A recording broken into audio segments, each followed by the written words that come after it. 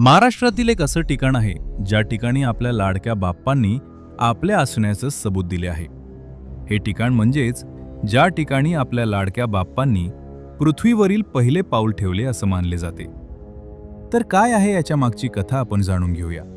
तर आपण व्हिडिओमध्ये शेवटपर्यंत बनवून राहा. नवीन असाल तर सबस्क्राईब करा आणि शेअर करा.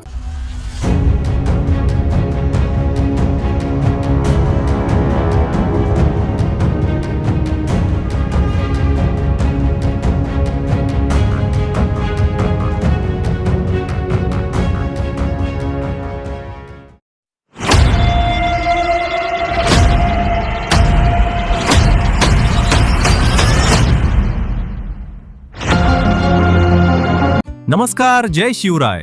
कोकणच्या तिसऱ्या भागात तुमचं सर्वांचं स्वागत. आज आपण आलो आहोत दापोलीमध्ये आणि आपण आज लारघर अंजिर्ले आणि कडेवरचा गणपती एक्सप्लोर करणार आहोत. काल रात्री आम्ही पुण्यावरून निघालो आणि आमच्या प्रवासाची सुरुवात झाली ती म्हणजे हॉटेल चतुर्थीवरून. वैभवने आम्हाला संध्याकाळच्या जेवणासाठी इन्व्हाइट केलं होतं. छानपैकी जेवण करून वैभवला थँक्यू बोलून आम्ही निघालो कोकणाकडे.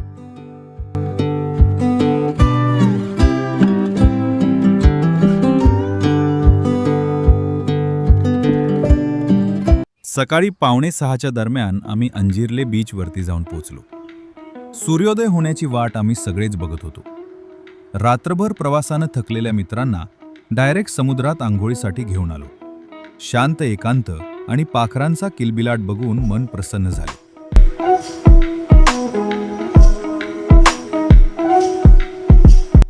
बीचवरती फिरून झाल्यावर आम्ही निघालो कड्यावरचा गणपती बघायला.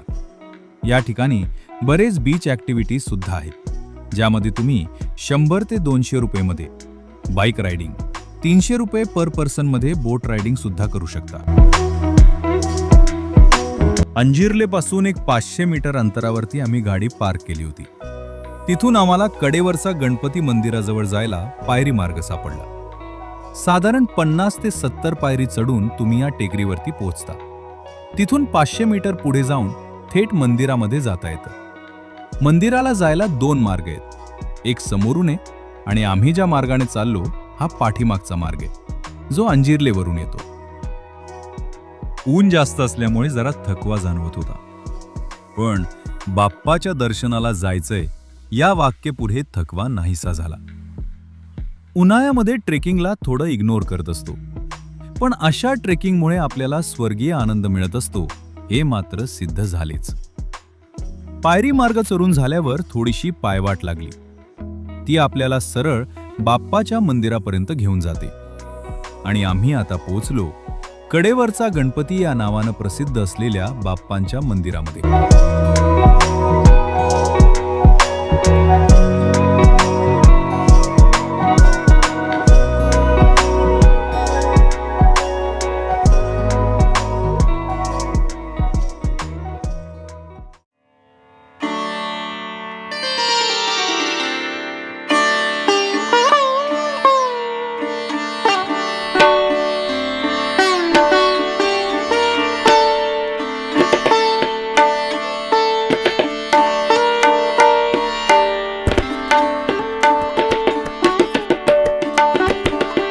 या मंदिराची कथा प्रसिद्ध आहे.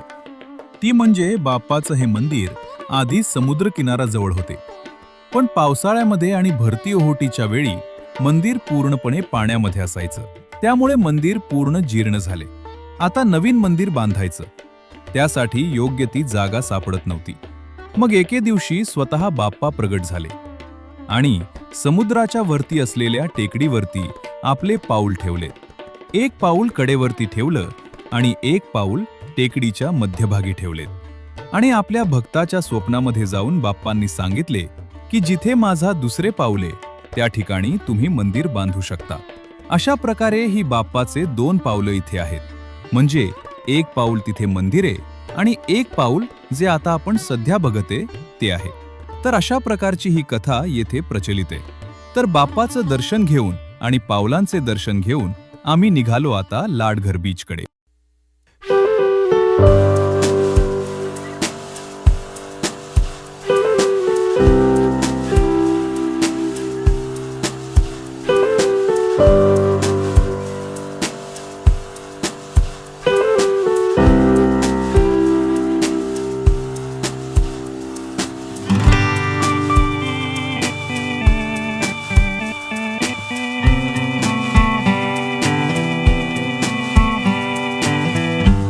लाडघरला स्टे करून सनसेट एन्जॉय केला आणि दुसऱ्या दिवशी आम्ही परत पुण्याकडे निघालो.